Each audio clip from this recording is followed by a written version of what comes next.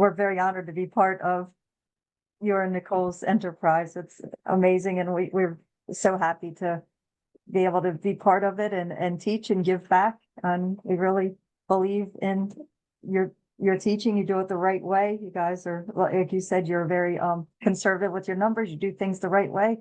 So it's a win-win for everybody. And we want to emulate you guys and hopefully one day have thousands of doors under our plate.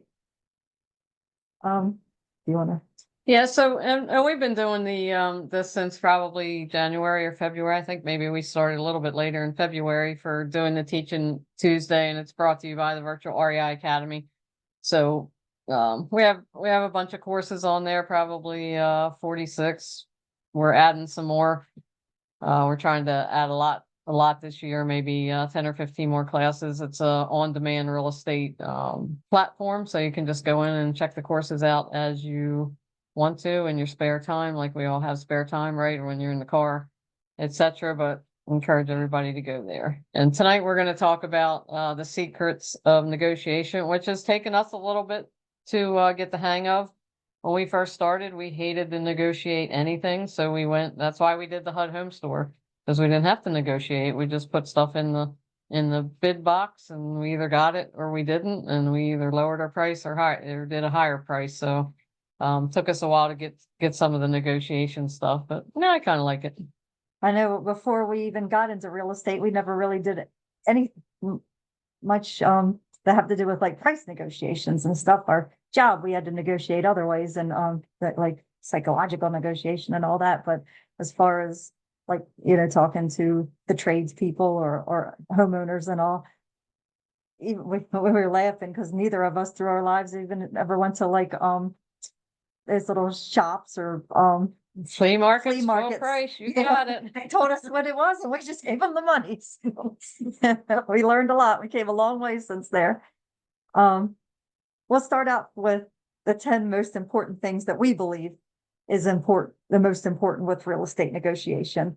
And to start off, you want to do thorough research each property and the market extensively so that you have a solid understanding and the house and the property and the surroundings and the conditions and the comparables inside and out before you even negotiate. You have to account for everything. You don't want to go in blind with any type of negotiation.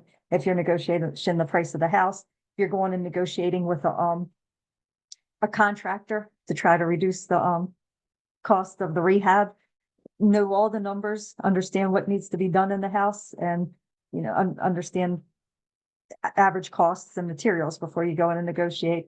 That was like, I think the first negotiation Jane and I did was a general contractor, wasn't it, Jane? Or how did that go? That went actually it went pretty good. Our mentor at the time told us that the price was a little too high to negotiate it down some. So we weren't sure what we were doing. We were brand new, nervous, scared to death. So we actually got him on the phone, and it wasn't face to face. We got him on the phone, and we asked him if he could lower his price 10%. We said, we're going to have more houses and he'll be our go-to person and we want to work with him in the future. Can he lower his price 10%? And we just stayed quiet and silent. And that is the hardest thing to do. It's just not say anything and sit there. And that was the longest 2 minutes of my life. And he stayed quiet for a while. He stayed quiet and then he started clearing his throat. And then he started sighing. And you could hear him on the calculator. The calculator. And then he sighed a couple more times, cleared his throat a couple more times, not on the calculator a little more. And then we thought, oh, he's not going to do it. He's not going to do it. And then we stayed quiet a little bit longer and he goes, okay, do that. It worked. So that kind of set the precedence. And from now on, we're not going to pay full price for anything if we can help it. But and just one other thing with research, make sure you research your seller as well, because, you want to know if he's in a bad position financially or if he's upside down on the house or, court records. There's a bunch of things you can check with about the seller. Then set clear goals, define your goals and priorities before entering the negotiation. You want to know what your maximum budget is or your minimum selling price, for an example. Especially like when you go to auctions, make sure that you don't get caught up in the auction and, wanting to try to Beat go past somebody that out and go threshold. past the threshold of what you want to, or just get caught up in the emotion of what everybody thinks the house is worth. Stick to your numbers. And then effective communication, practice clear and concise communication so that your message is understood. And this will reduce the likelihood of understanding. And a lot of times what you have to do is just speak everyday language. Don't try to confuse things and convolute things. We talked to a guy that we go to some of his meetings quite regularly, and he doesn't use contracts that in the verbiage that the attorneys use. He uses the attorney's contracts and then he changes the verbiage or adds to it so that it's everyday language for everybody to understand, so that everybody's on the same page, and then you can communicate more effectively and accurately. And then you want to build that rapport, establish a positive relationship with everybody involved. Building rapport creates cooperation, and it opens the negotiation environment for everybody to be comfortable. And, just, it sets the stage. Because people they want to do business with people they trust, they like. So if you go in there and you just, right to the numbers, not building rapport, they might not want to deal with you at all, and they'll just go to the next person. And we've been told that a lot, that, the just having that rapport with somebody, they've taken our deal or our offer over somebody else. Exactly. And like sometimes, we've looked at a house and they asked us what what we were going to do with our house, what the future plans are for the house. And it was a house that, several times different people, this happened more than once, that it was their house they grew up in, or they, raised their kids in. So they wanted to make sure that we were respecting of the house, and that we really appreciated the opportunity to obtain the house. So they wanted to make sure that we understood that. And, sometimes it takes a while to really talk to somebody, and you got to spend a lot of time with them, but it's worth it at the end. And I think we said last week that we talked to Pete Fortunato. We were actually at an event with him. It was a RIA group. And what did he say? He had how many deals with 4 different families he worked with? 71 and transactions. And he was able to create 71 different transaction and deals with just those 4 people, because he built that rapport with them. So even like the greats, like Pete Fortunato, that's important to him. Understanding motivations, gain insight into the motivations of the other party. You got to understand their needs, allowing you to tailor your proposals and your negotiations to create beneficial outcomes for everyone. So, and that just goes hand in hand with effective communication. Find out what their needs are, what their goals are, what their wants, what they have to have, like the example of the house, how, what that house meant to them, or, that piece of property, and how, you respect it and see, and they want to see the vision. And some people, when you negotiate with them, they want to be in the deal. They want to be part of the deal too. So, or maybe they want to learn, or, find out what motivates them, or what they want. And that really is a big one, because at the end of the day, we're problem solvers. So we're trying to solve their problems by taking their house off their hands. And sometimes it's simple. And I think it was maybe Larry Blizzard, who's big in Baltimore. But one time all the lady wanted was someone to help her move her furniture. So she was going to an assisted living, and she didn't have any family, anybody else to move the furniture. And that was one of the sticking points that she did with selling the house. And he said, "Hey, I'll come over, I'll move your furniture, I'll set it up for you." So out of the other 5 people, he's the one that got the house. And he actually went above and beyond by taking her clothes to the dry cleaner, folding them up, and having them all ready, and taking them to the room that she was in, and hung them all up for her. So even go above and beyond, show, you're motivated and that you really care. And remain flexible, be willing to adapt and find creative solutions. That's what we love. We love finding creative solutions, creative deals. Flexibility increases the chances of reaching a satisfactory agreement for both sides. You got to give and take a little bit. Sometimes, we have our number, but there's going to be a little bit of giving and taking of that number. We don't give our rock bottom. We go up a little bit, so that we do have flexibility. We do have some room. If that other person feels like they're making headway or traction, then that's what's important. Everybody wants to walk away a winner. Everybody wants to feel like they've gained something in the transaction or the negotiation. Do you have anything to add? No. Okay. Strategic timing. Use timing to your advantage. Know when to make the first offer or counter offer to maximize your negotiating position. You don't want to go in there hot and heavy and make that offer right away. You want to set some time, know when the best time is to get in there. It's a little dance. You got to dance the dance, and sometimes they say the first person who jumps is the one that's going to lose. So it's you got to kind of learn as you go, and the more times you do it, the easier it'll become, and the more effective you'll be. When to hold them and when to fold them. Yes. There's a song about that, I think. Negotiate incrementally. Break negotiations into smaller, more manageable parts. This makes the process less overwhelming and allows for gradual compromises, because a confused mind won't make that decision. If you confuse it and put too many parts in there and everybody's confused, then the other person won't negotiate, won't come to an agreement, won't buy. Won't buy, won't sell, won't do anything. Not too long ago, there was a person that wanted, they had a couple money lenders together on a Zoom call. It was about probably like 15 or 20 money lenders on a Zoom call. And we were part of it because we wanted to see what was going on with it. And they had a piece of property and they wanted funding for this piece of property. And they explained, they over-explained it. They over-explained the use for the property. They over-explained, the exit strategies. And by the time they were finished talking about this property and what they were going to do with it in the future, everybody on the call was so perplexed and confused. They didn't understand the ORI. They didn't understand what the actual strategy was before the exit strategies. And they never did get the money. And it was a very good deal, but it was just explained the wrong way. And it wasn't broken down into smaller parts to make it easier to understand. And control your emotions.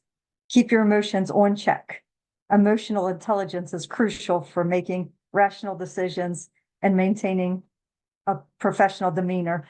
Nobody wants to work with somebody who's all over the place, that seems like they're unraveled and falling apart, or gets angry too easily, and hot-headed, or just breaking down. Because then during if you're negotiating a house or to work with somebody, they're not going to want to work with you in the future because you don't have any control of yourself. So you're not going to have control over your properties or finances. And it's also, you don't want to give away what you're really trying to get at. So if you start your price a lot lower and then you can't control your emotions and they see, one way or the other, then they're going to not negotiate as well. So you want to have that poker face on that. No, they didn't take my offer. It didn't bother me. I'm moving on to the next house, go to the next house, and maybe they call back, maybe they don't. But if they see that you really want that house and you're going to do anything you can to get that house, their price is going to stay higher than what you want to pay. Then they got you. They won the negotiation. And make sure that you document all the agreements, all the verbal agreements. Right. If you document it in writing, make sure that you completely document it in a contract with all parties signing and everybody's on the same page. And it provides a clear record of all the terms so that there's no misunderstandings and that people don't forget or can't go back on their decision. And this can be as simple as something, say, I'll buy your house for, $100,000 plus, half the closing costs or some of the closing costs or a portion of, you have to be very, and they got us on one of those recent, a couple of years ago, whatever, somewhat recently, because, the way the closing costs, it wasn't necessarily all the closing costs. It was just a certain number of documents or whatever. So, we ended up paying a little bit of closing costs when they should have paid all of them just because of the way it was documented, but they got us on that one. And another example was, somebody was owner financing a house to us, and it was on a handshake. And then they said they would draw up the contract and we would sign it. And the next week, when we looked at the contract, the interest rate was higher than we shook on. So it wasn't a large amount, and it didn't make too much of a difference. And we wanted them to be our money lender in the future. So we just sucked it up and did it. But, that's, it was something, not written right then and there. And it was a week later, and it was a little bit of a different interest rate than we agreed upon. It was higher for us and we had to pay a little more, but that's another example. And let's see, I think that's done with this one. Items that you do not do when negotiating. Revealing the desperation. This is the same as showing emotion. You want to refrain from appearing desperate or overly eager to close the deal. That weakens your negotiation leverage, like Jane was saying. If they know, I really want this house. yes, or if you're selling a house and you got to get out of it, and then they know they have you. So it could go either direction. Or that rehab in the house, if you can't, you're negotiating with a contractor and he knows he's the only game in town, and you went through so many other contractors, and he knows he's got you, and that he can name his price pretty much, because you need to get it done. Neglecting relationship building. Don't underestimate the importance of building positive relationships. A lack of rapport can make negotiating more challenging. Nobody wants to negotiate with someone that they don't know, like, or trust. And, it makes it more difficult. And it's, I don't like to negotiate with somebody that doesn't like me or respect me. So it's not a winning situation. You done with that? Okay, I was pausing for you. I'll just interrupt you. Okay. No, ignoring nonverbal cues. That's why it's important when you negotiate to be face to face. And if you can't be face to face, do the next best thing and to get on some sort of video conference or Zoom. That way you can see the eye rolls or the looking down, or, if they look up in one direction, that usually means they're lying. So, there's a lot of verbal cues, or if they seem excited or happy or leaning forward, or, you can see that little smile on their face, or maybe a sigh of relief. Those verbal cues are very important, but nonverbal cues, body language, even the subtle signals, that's a missed opportunity. You can tell if you're getting close to what they're expecting, or, you're way off key. So that's very important it's almost more important than the verbal cues. And don't make impulsive decisions without careful consideration. And you want to always weigh the pros and the cons before committing.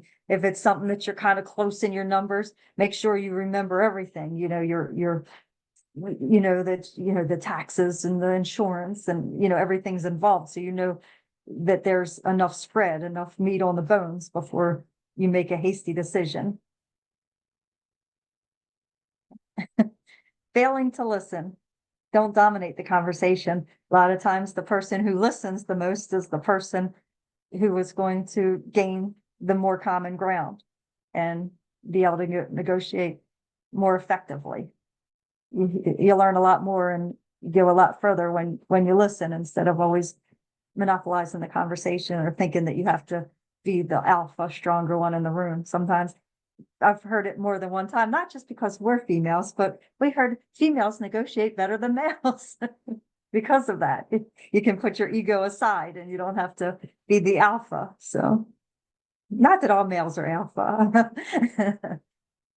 And that really, investors, you really do have to listen, again, going back to solving the people's problems, because if they're saying, I have to move closer to my daughter, I have to move closer to my daughter, I have to move closer to my daughter. If you hear that a couple times, then you can be a bigger problem solver. And if they're, where's your daughter live? Oh, lives in Charlotte, North Carolina. And then we call Ernie and say, hey, do you have a house in Charlotte, North Carolina? Because she wants to move there. Maybe that gets, him to sell a house and us to buy a house. So, sometimes that's, you have to listen what is important to them, as opposed to just selling the house or just, moving. You want to know why they want them, what's the motivation, and that will get you closer to getting the house. Yeah, the more you let people talk, the more you will they will reveal what they want and what they need. And sometimes, we've been on conversations where I'm not taking a penny less than 350,000. And then, the more you let them talk, well, I know the bathroom is, the plumbing's bad in the bathroom, and I know I should have got a new roof, and I know the basement flooded and I should have a French drain. And I know, and we've just, they've just told us about, $25,000 we're going to take off the price because, and then you turn that around and you kind of say, oh, so, these are all the things we're going to have to fix that you told us, and that's going to make the price go down. So then you get them agreeing to what they've just told you just by listening. That's a good point, because we hear that the more people say yes, you get them to say yes. You ask them yes questions and will nod to them and yes, and then pretty soon they're just agreeing to your terms. We had the great pleasure of talking to and actually got a little coaching session with George Ross. First off, don't look at the Trump, whether you like him, hate him, whatever, that he's not, let's just this is not go there. Yeah, this is about George Ross, who is a real estate attorney and a business advisor, and known for his involvement with negotiations, especially with his role on The Apprentice, that went where he was alongside Donald Trump. He has specific secret negotiation tactics, and as strategies are often personalized and context dependent, some general principles that he employed in his book. He's got even a book. It's great. It's Trump style negotiation, and he wrote his book. He's like a very humble, amazing guy. We got to have meet him face to face and actually have a couple coaching sessions with him, and he's unbelievable. It was a great opportunity. He always is a proponent to silence as a tool. He says using strategic pauses and silence can be a powerful tactic. It puts pressure on the other party to speak or to make those concessions. And leveraging information. He knows the importance of having valuable information and using it strategically throughout the negotiation process. It could include market data, property specifics, and any other details that comes to play that he's done his underwriting and due diligence to come up with. And maintaining that composure. He's maintains calm and composed, even in high pressure situations. It's a great tactic that can give the negotiator an advantage. It'll disarm the other party, and it will make you look perceived strength. You're the stronger one in the negotiation, and will create that win-win scenario. Seeking solutions that benefit all parties. That's a great tactic.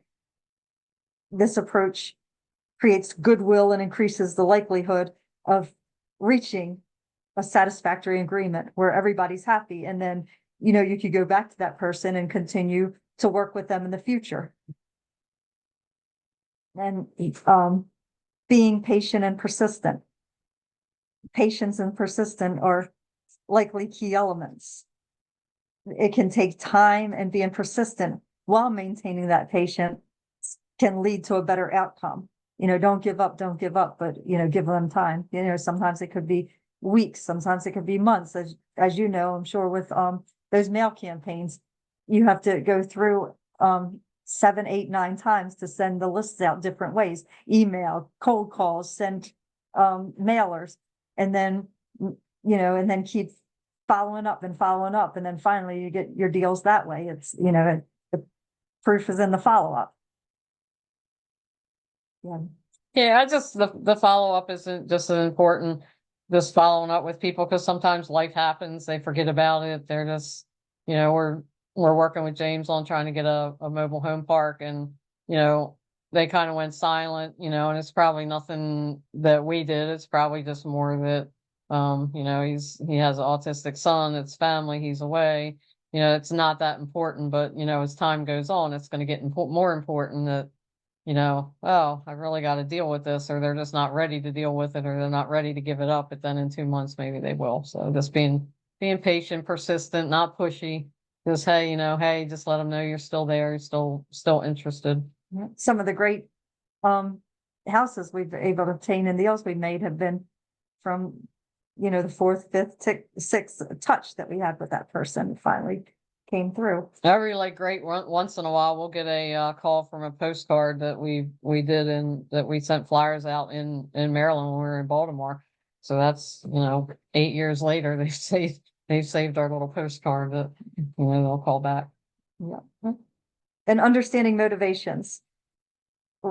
Ross focuses on understanding motivations and priorities of the other party. It can be used to tailor proposals that aligns with everybody's interest to make that's another way to build a win-win situation. And that's so important.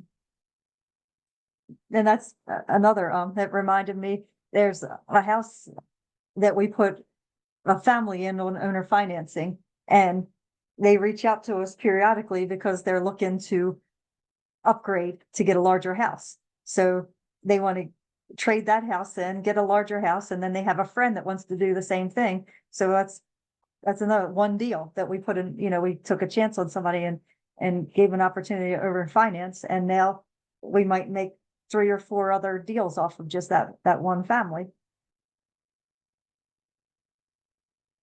And Chris Voss, he is a former FBI hostage negotiator, and he wrote a book called Never Split the Difference. And he shares valuable insights on negotiation strategies.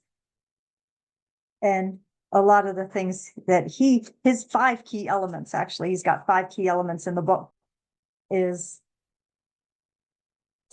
tactical empathy, the importance of tactical empathy, which involves understanding the emotions and perceptions of the other party. By demonstrating empathy, negotiators can build that rapport, and then you'll establish the trust, and that will uncover valuable information. And that really does go far when somebody trusts, knows, and likes you, and then they can open up to you and they feel comfortable. Then you get all that information out of them that they'll tell you what they need to make the deal happen, so that everybody's it's a good situation for everybody involved. And mirroring techniques. Mirroring technique is where the negotiator repeats the last few words or a critical piece of information the other party has said. He suggests that mirroring creates a sense of connection and encourages the other party to share even more details. And that will help enhance the negotiation process to make you go further in the negotiation. I've even seen as far as somebody mirroring not only their words, but their actions. Like somebody leans back, they lean back, lean forward in excitement, you lean forward, kind of, mirror that works as well. Validate emotions. Labeling is a technique where negotiators acknowledge and label the emotions of the other party that they're experiencing. By validating these emotions, the negotiator can diffuse tension and create a more open and collaborative atmosphere. It's just, a lot of his techniques are to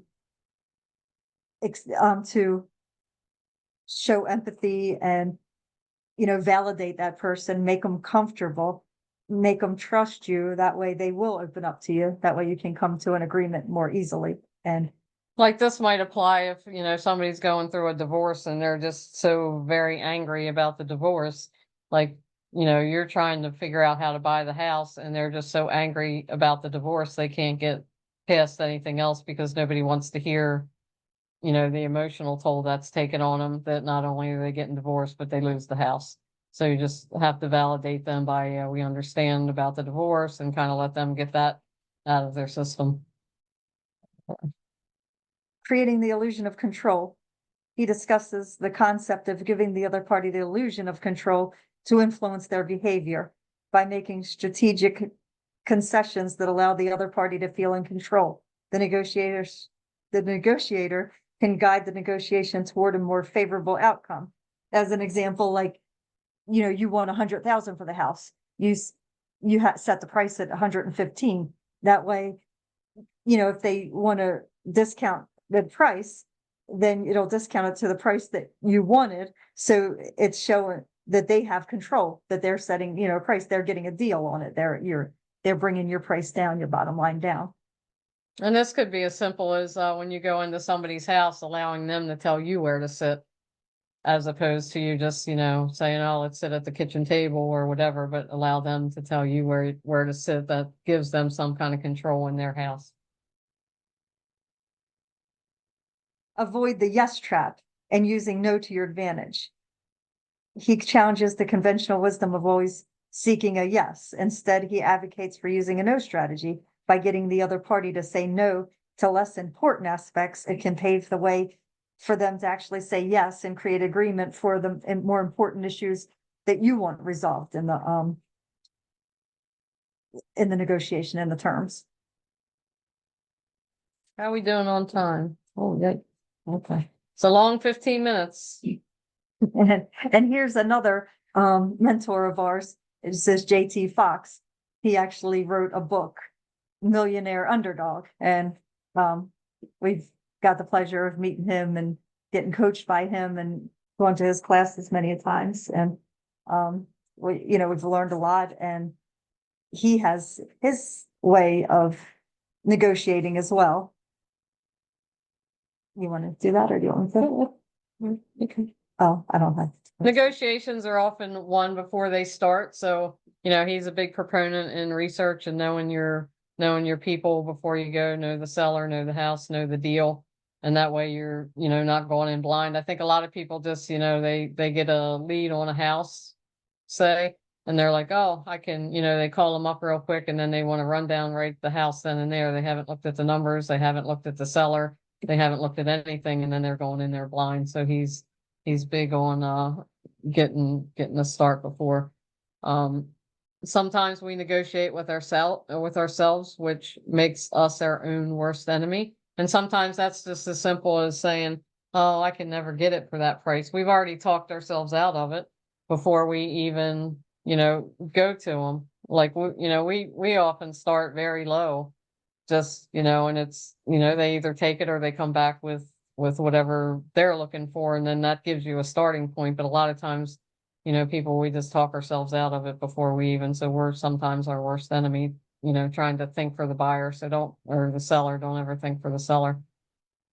The first 5 seconds are the most important because, as much as we like to admit it, we judge the book based on its cover. Almost everybody does, even though they'll say they don't. So, if you pull up in a ratty car and you're dressed down and don't look professional, or, they get that inkling, they might not even want to deal with you. So, go in looking the best and have your car clean and don't have a bunch of trash in it. We judge contractors by that, very thing now. Like when they pull up and if, the truck's falling apart and there's trash everywhere, what are you going to think if they're, they might just be one step from their truck breaking down and them not being able to get to our job if it's going to fall apart. So, that 5 seconds, you want to make a good impression on the seller.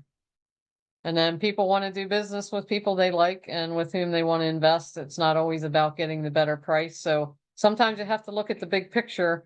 If you're, say you're dealing with an investor and, you can't actually get to the price that you want to, and it's a little bit higher, but it's still doable. You might want to take that because he might have 20 other houses that come your way, or he might, just like the way you handle yourself and throw other deals your way. And the same goes with like a homeowner. They have friends, they have cousins, they have moms, dads. So if you make a good impression, everybody wins, and you can still come up a little bit on their price, then, maybe they'll do business with you again. Just like going back to P. Fortunato, 71 transactions, 4 families over the years. That's, they obviously like the way he did business. Exactly. And there's been times where we went to money lenders or private money lenders that we really like, and we give them higher terms. And, because they want the higher terms than other people that we could get better terms for, because we like them, we trust them, we want to work more with them. So, sometimes you do have to get concessions to work with the people that you really want to work with. And other books that we did the same thing. I promised James and us, we didn't take notes with James. This is just coincidental. We were looking at books as well. And here's other list of 4 books that are very good if you want to up your negotiation game. And I think like eventually you have to come up with your own style and what works with you. You know, I certainly can't go in like JT Fox and I can't go in like Chris Voss. Yeah, we were lucky enough to have Chris Voss come into our studio up in Tampa. He zoomed in and, you know, just like he's got a different technique and coming from a law enforcement perspective with trying to talk hostages out of, you know, that's his thing. You know, JT's a business guy and a real estate guy, so he's got his way. Some people have more swag, some people are, you know, more confident, more this or that. So you have to develop your own style that works for you eventually. So you just, you know, you kind of put all this stuff together and then you come up with what works for you. And the more you practice it, the more you do it, then the better you get at it and you'll develop what of your style works. That is true. I always tried to emulate or duplicate somebody else and it never works. It never turns out. Then I realized you have to be the best version of yourself. Don't try to be a version of somebody else. And it's kind of like the scripts, you know, everybody, you know, oh, we'll give you a free script so you can talk to the homeowners. And like when we tried that early on, we sounded like robots and nobody really wanted to talk to us. So we really just had to get back to just being yourself and Authentic. And that way, it comes out that you really care and you're trying to make a difference and work out a deal that works for everybody. Oh, that's it. That's it. And thank you, everybody. Thank you for listening and I hope you gained a lot of information.